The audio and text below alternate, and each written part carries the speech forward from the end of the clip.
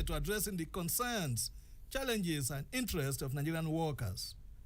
As someone who spent decades fighting for workers' rights, it's essential to have a platform like this where we could discuss issues that are relevant to the labor movement. My name is Anthony Oragmo. You are welcome to the show.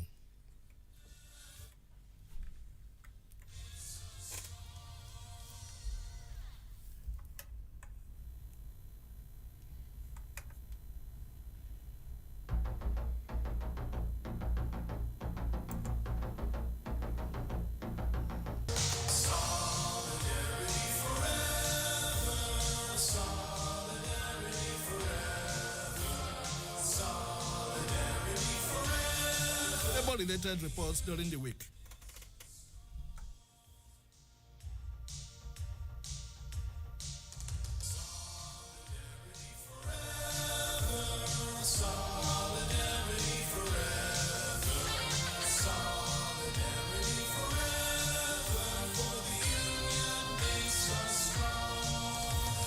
President of the Nigerian Labour Congress, Comrade Joe Ajero, has charged members of the Maritime Workers Union of Nigeria to remain steadfast in their fight for workers' rights as the union elects a new leadership. Speaking at the 6th Quadrennial Delegates Conference of MWUN in Lagos, Ajero celebrated strides made under the leadership of Comrade Pu, who also said MWUN had grown stronger and more united under his tenure. The outgoing president, he said, who was handling over a union, has become a beacon of resilience, ensuring that the rights and welfare of maritime workers remain protected despite the numerous challenges. He urged union members to elect leadership that would not only consolidate past gains, but take the union to greater height. The battle for fair wages, better working conditions, and resistance to economic policies that undermine workers, he emphasized, must continue with great vigor. More than a month after the federal government and the Nigerian Communication Commission, NCC, and the organized labor reached an agreement to reduce the telecommunication tariff hike from the 50% initially approved by the government and the NCC to 35%, the government and the NCC have remained silent. Matters was the tele also show no sign that they intend to implement the 15% reduction anytime soon. Recall that the organized labor, through the Nigerian Labour Congress, had forced the federal government and NCC to reduce the telecommunication tariff hike from 50% to 35% after NLC threatened to shut down telecom operations and the NCC following what it perceived as exploitative economic policies aimed at excruciating suffering, hardship, and deepening poverty. The government had earlier set up a 10-man committee comprising of 5 representatives from government and the NLC to deliberate on contentious issues of the tariff hike within 2 weeks and report back before any final decision will be made on the new telecom tariff structure.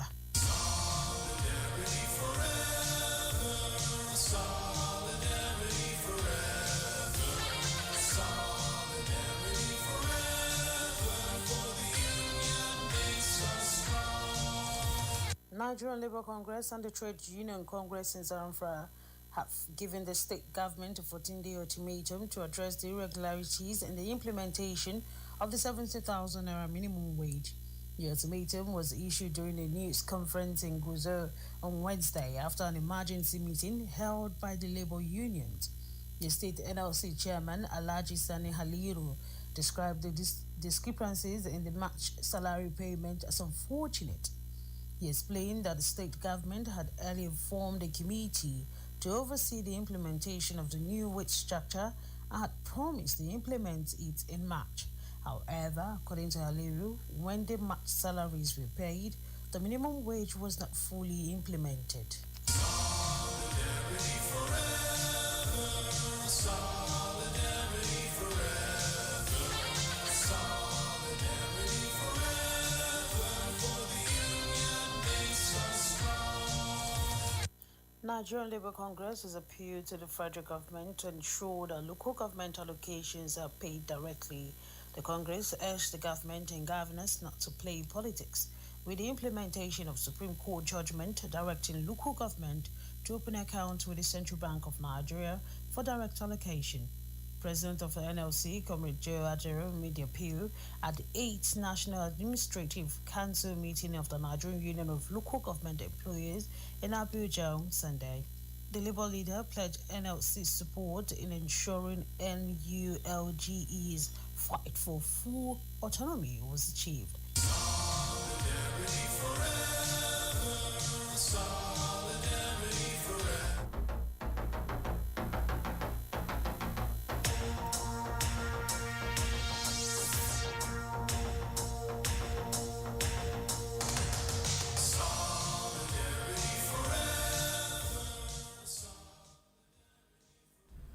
Thanks for staying tuned. You are listening to Labour Forum on Citizen 93.7 FM Abuja. You can also join us on live streaming on Citizen FM 93.7. Just type in Labour Forum. You can also join us on our other media platform on Citizen FM Nigeria, Facebook at Citizen FM Abuja, Instagram at Citizen FM 937, and on X at Citizen FM 937.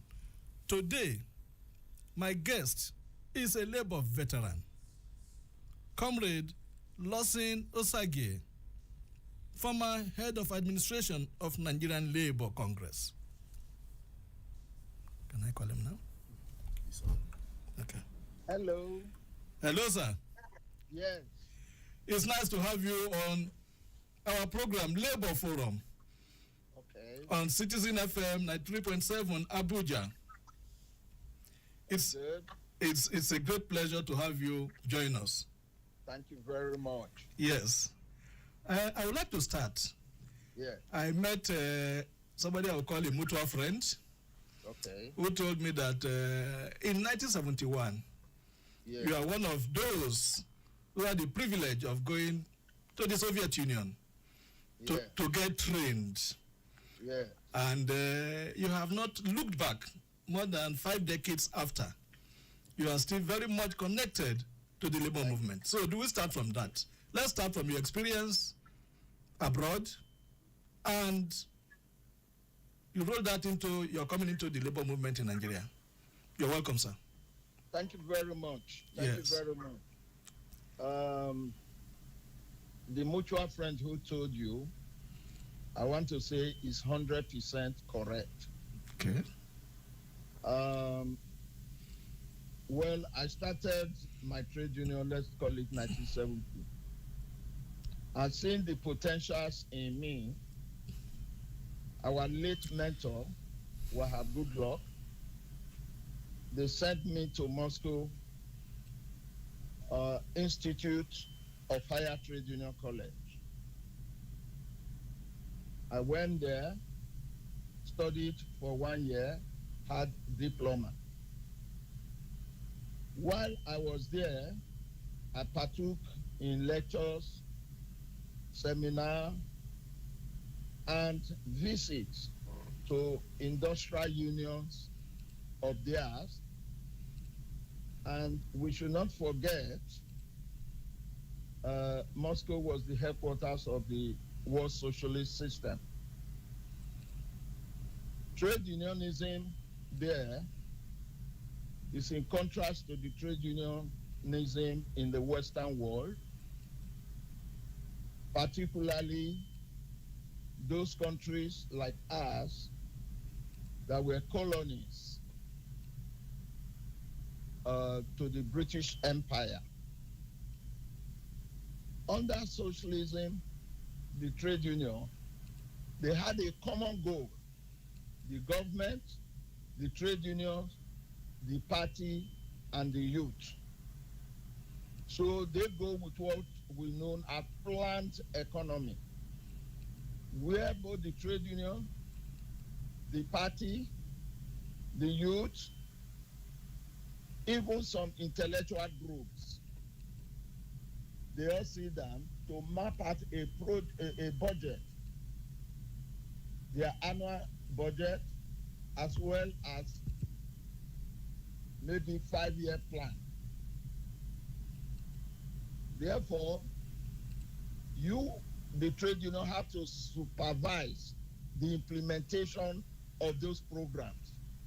Unlike in our own clime, trade unions don't have input. The relationship is based on employer, employee, master, servant. That is even what the common law taught us, master-servant relationship, which is quite different from the socialists, where they were part and parcel of national progress, national budget. So the work of trade unions were to see to the implementation of what was collectively agreed upon. For instance, it is budgeted that 5,000 units of houses. What I mean by houses, not bungalow. Skyscraper of 11 floor, 2 bedroom, 3 bedroom, studio. They must make sure it is implemented for the collective good of all the workers and the populace. This is what I can give you as a nutshell. Okay. Relating that to your experience in the Nigerian environment, what advice could you give, based on what you have said, that can help, improve the welfare of Nigerian workers? Well, you now goes to what I call systemic. A socialist system is different from capitalist system. There is nothing I want to advise that will flow in a capitalist system, where I would be recommending to them that both the government, the party, the trade union, the youth should sit down and have a national economic plan. It cannot fly here. So that advice, it will not flow here. Ours here is to struggle. And when you get promises, some are fulfilled, some are not fulfilled. It is master-servant relationship. And you cannot do anything until that system is changed. Insofar as the system remains, this master-servant relationship will continue to exist. It's all right. So equally forget, in a socialist environment, no matter whatever you want to call it, today, look at the world. What is the essence of governance? The welfare of the people. If you see a system that has been able to lift humanity out of poverty, you only point them to the socialist world, not in the capitalist world. Okay. China is a living example. Okay.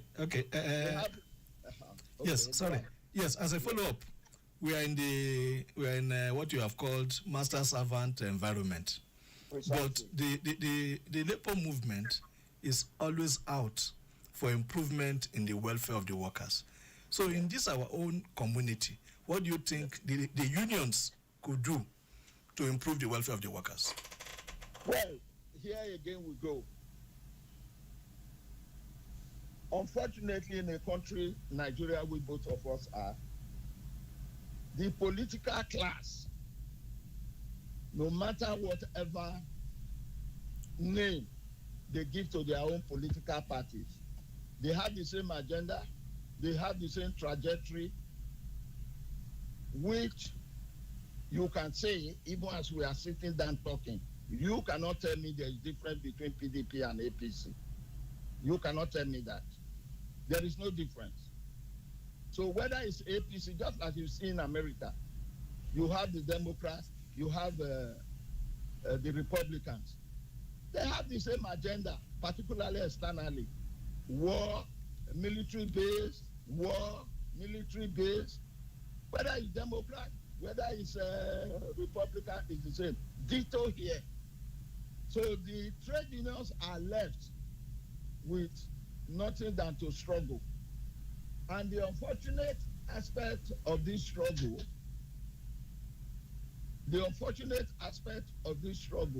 is that there is no viable political party as an opposition. Because of that lacuna, everybody is now looking at the trade unions to carry the load. Historically, they are not meant to carry. For instance, apart from negotiation of minimum wage, you will hear some people, oh, they've increased fuel, they've increased for telecommunication. What is NSC doing? That is not the problem of the trade unions.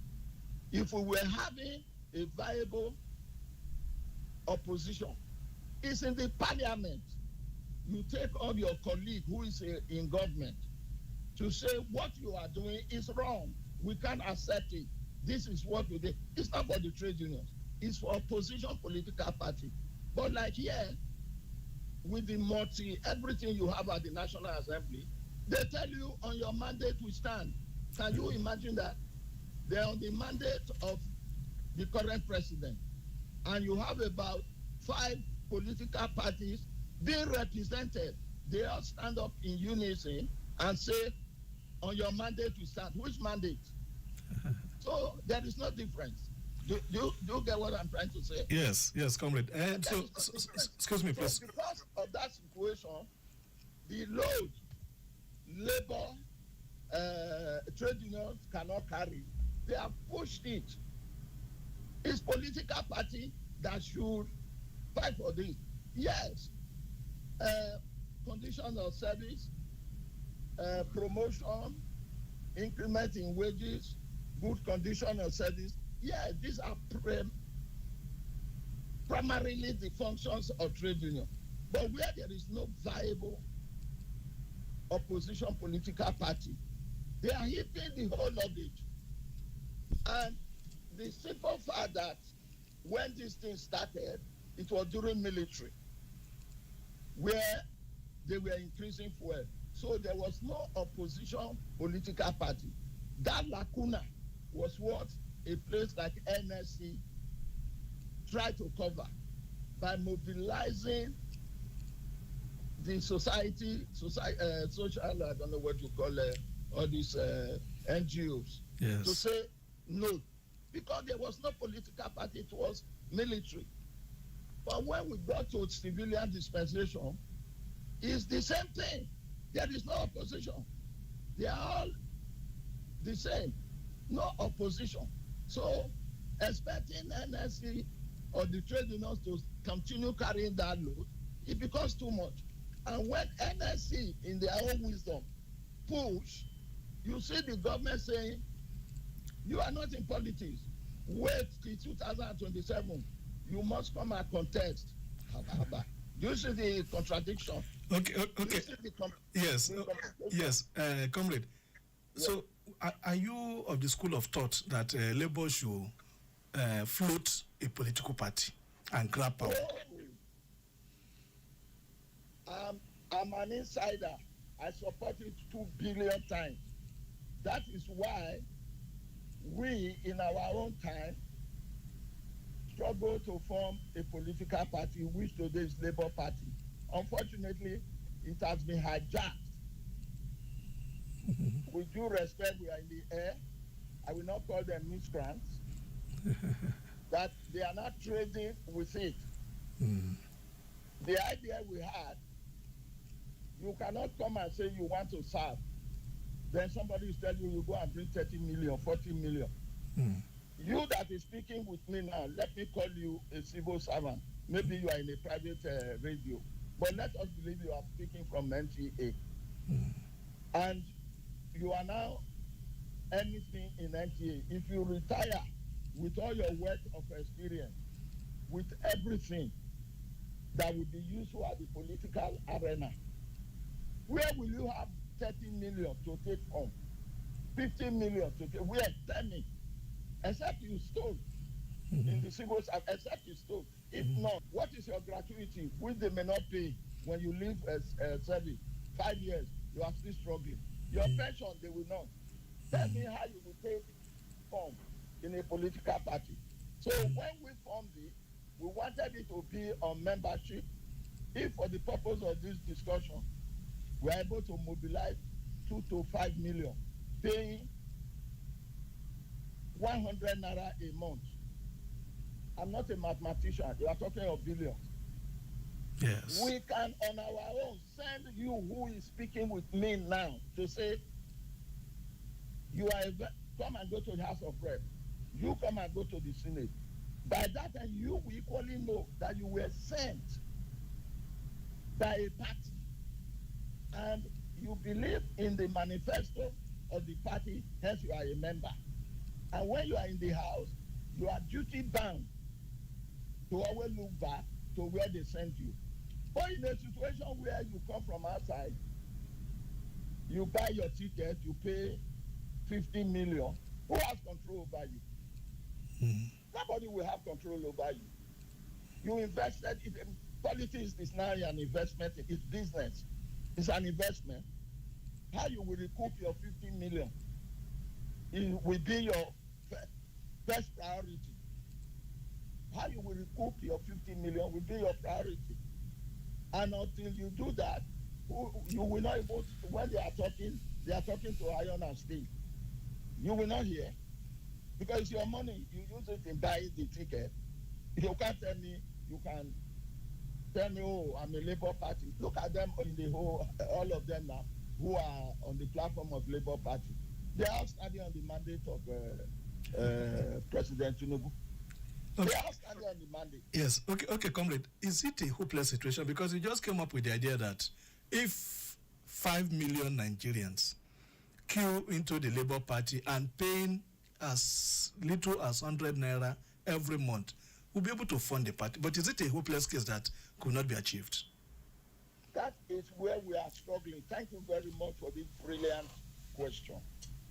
This is what NSCT tomorrow is still struggling with these hijackers.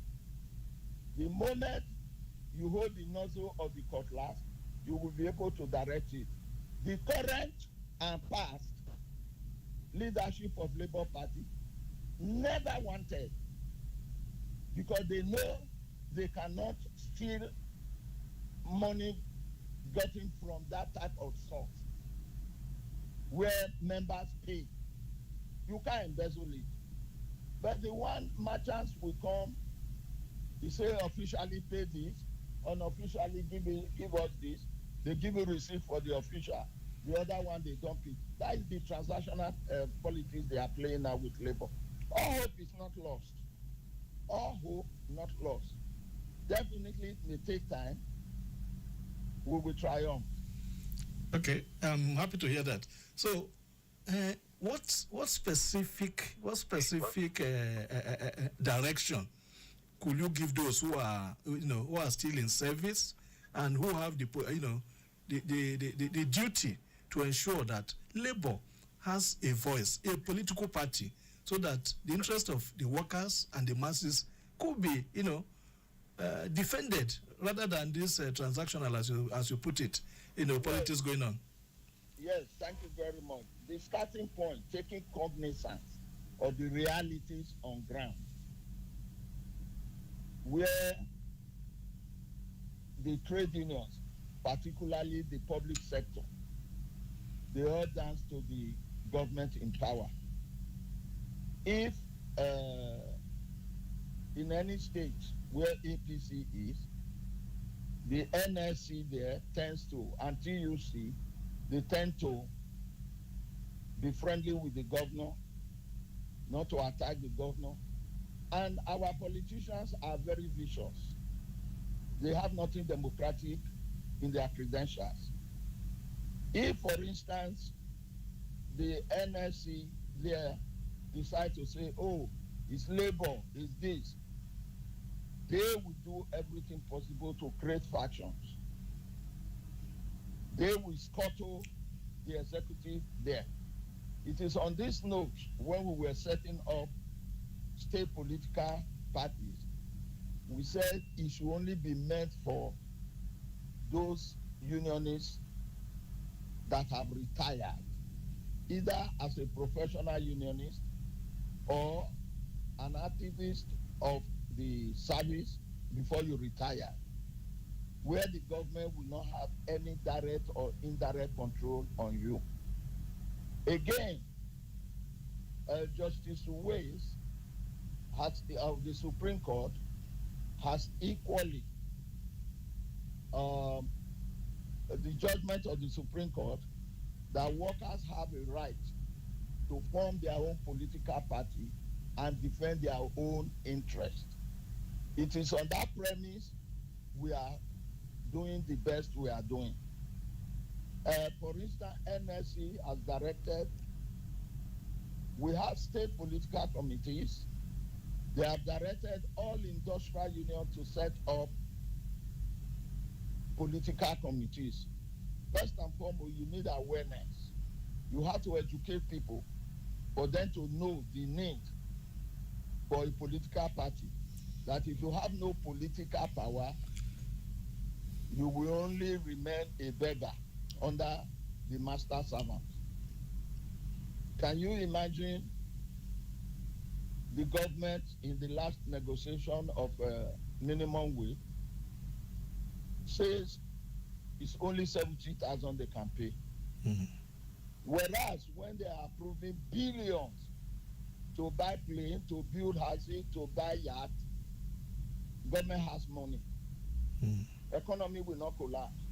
But when you tell them pay minimum, not living wage, please, there's a difference between minimum wage and a living wage. Mm-hmm. What we have now is a slave wage. Mm-hmm. Because if you tabulate it, how much you pay for transport, how much you pay for feeding, how much you pay for fees, definitely any person who tells you he's fighting corruption is just being dishonest, mischievous. Mm-hmm.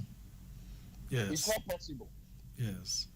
It's not just possible. Mm. The current economic state, where a professor is receiving maybe 400 to 600, a counselor who was a thug to a senator or anything is receiving almost 1 million. Terrible. That distortion, can you comprehend it? Mm. Can you comprehend that type of distortion? Mm. Hello? Yes, I'm hearing you. Go ahead. I said, can you, in your honesty, defend that type of distortion? No, it's a terrible thing. It's terrible. It's a terrible thing. So that's the reality. Mm. Okay. Okay. Reality. Okay. Comrade, let's zero to the issue of transportation. Okay. It's been, the increase in fuel prices, taking up the cost of transportation has been a great burden on the workers. Yeah. They promised CNG buses. We are not seeing them. I don't know what impact the CNG buses, if already launched in Benin, is having on the people. Well, administration of trade union.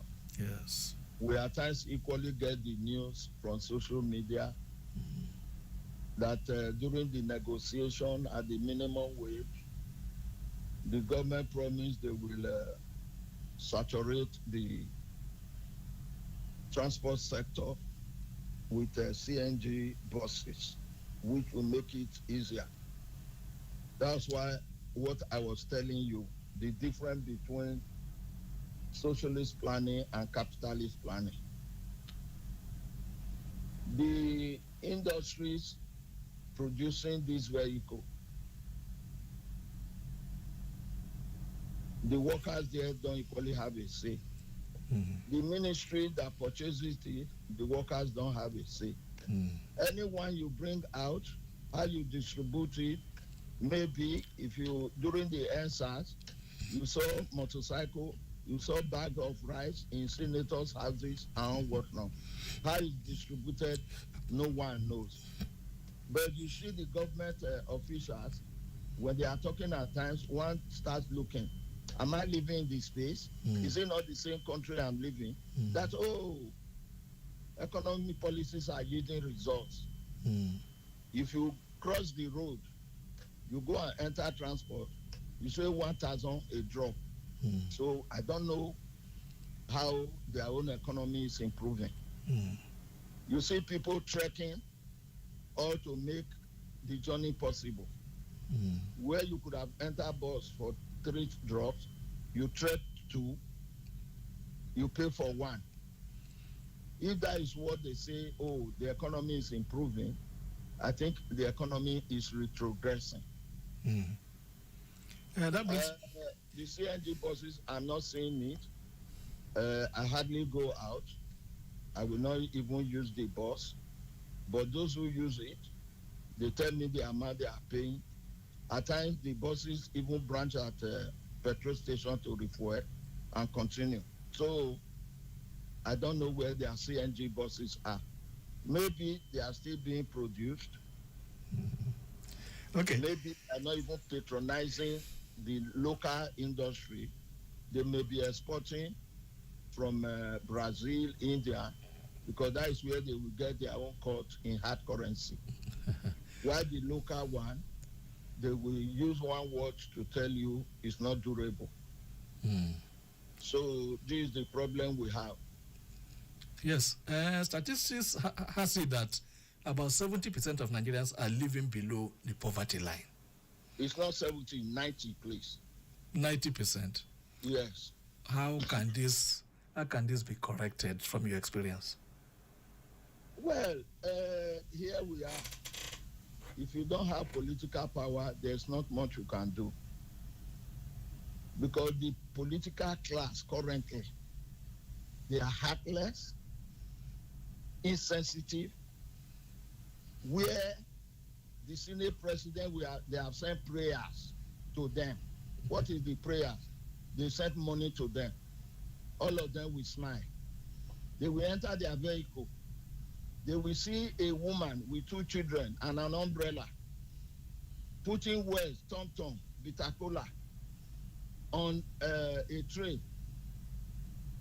The total capital is not up to 5,000-10,000. They will drive fast. It is from that umbrella and those tom-tom, she will wait till the end of the day, go to market, buy. Everything is on daily basis.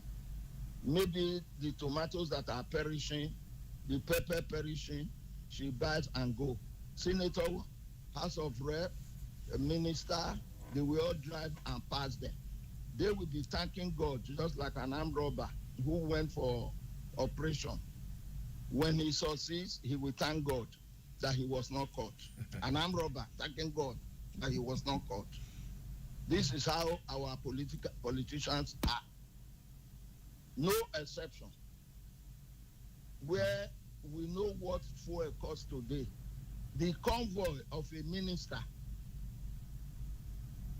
to office and back of a senator, if you calculate how much is budgeted for it, then you will know these are not serious-minded people.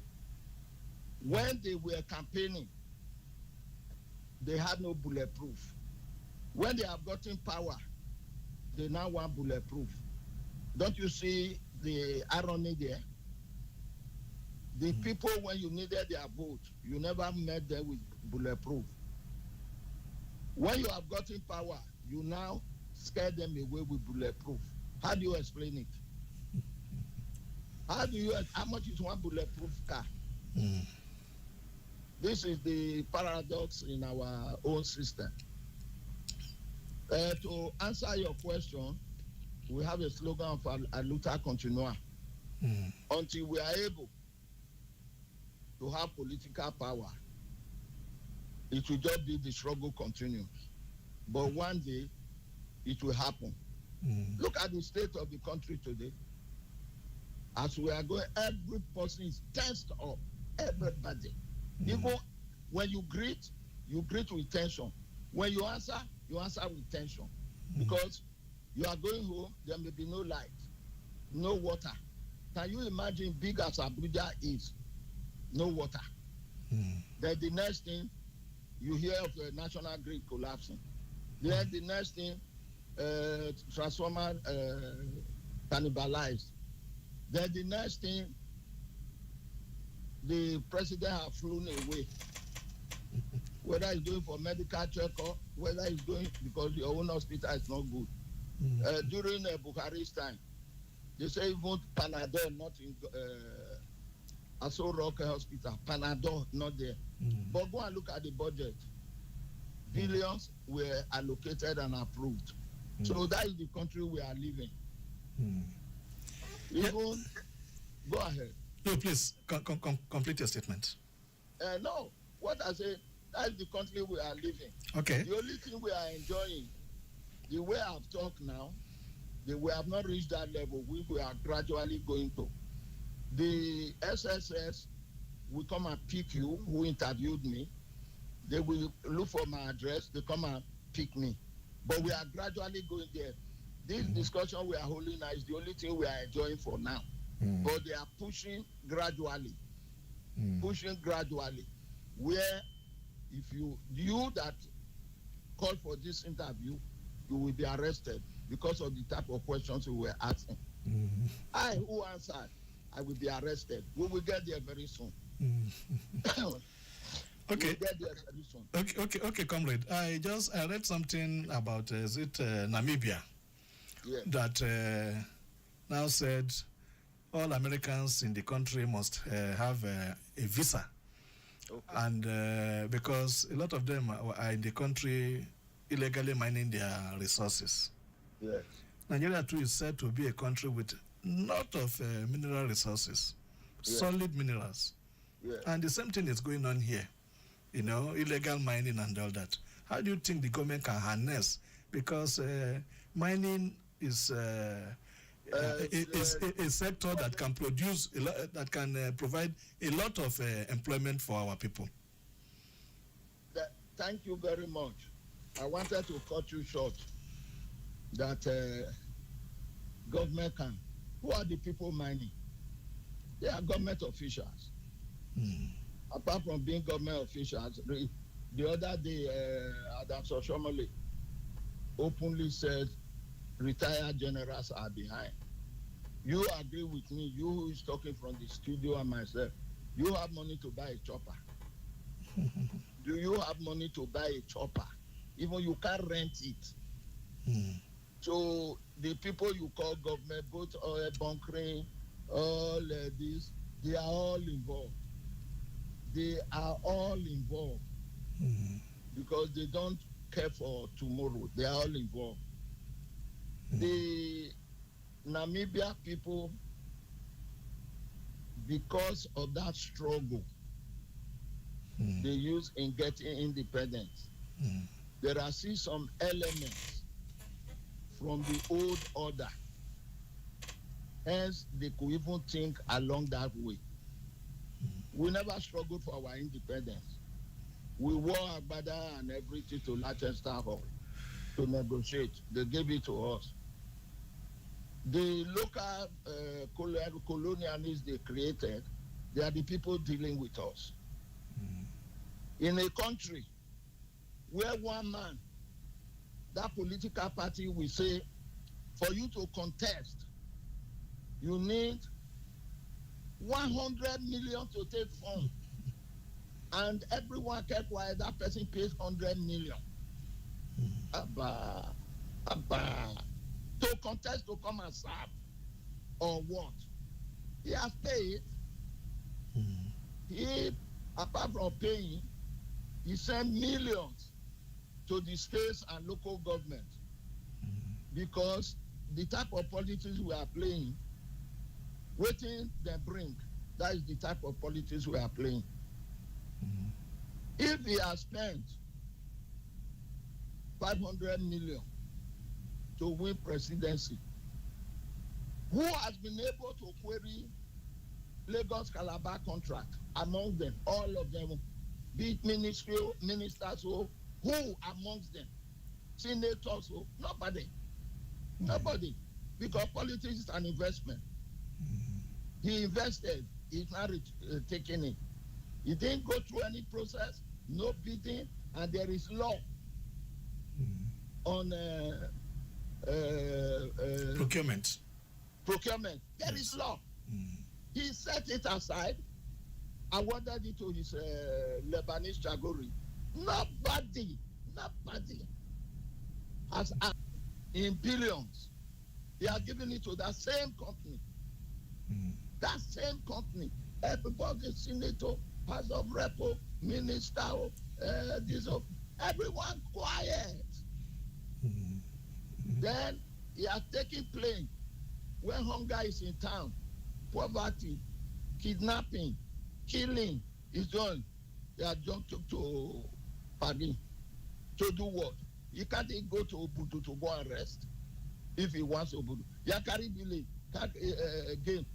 can't he develop it to go and rest there? He can't go and rest there. That's out of Paris. And when he's coming back, minister, police, army, they will all drive to airport, go and queue. Look at the fuel they will waste to go and wait for one man. Then when he comes down, all of them will be happy, bending down their head, a greeting, President answer me. So it's a bankrupt political class we have. You will see all of them go and queue up left and right, as if it's a state welcome for a president who went on a private visit. So we are jokers, clowns, all of them. Okay, comrade. I don't know whether you are aware of this contributory pension.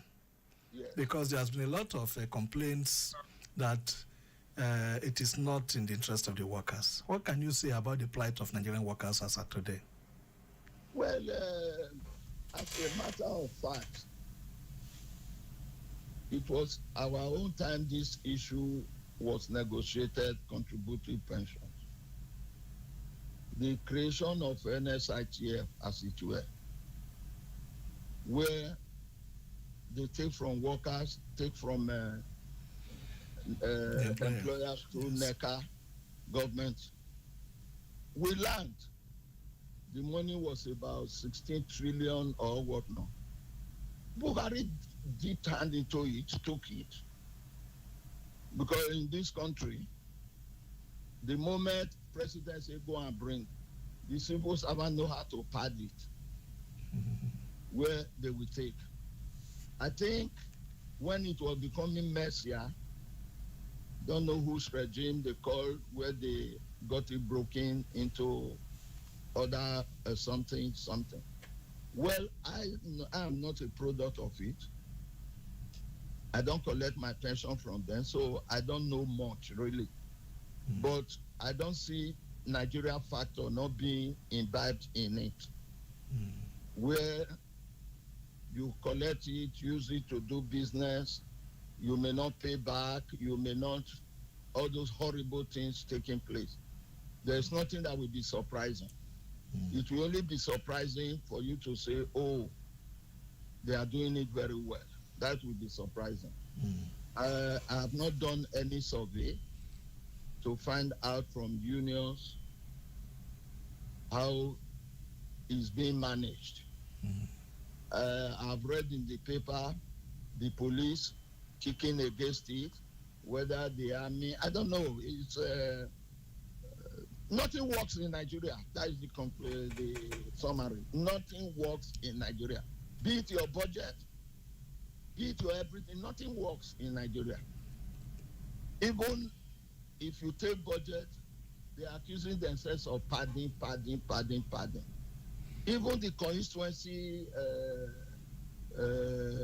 allowances, or I don't know what they call it. Okay. Which runs into billions. Okay, sir. I don't know whether you want to comment on the insecurity. Virtually in every part of the country, banditry, Fulani herdsmen, and what have you. Just it's unfortunate. Very short comment, as our time is well spent and we're about to end it. But you are free.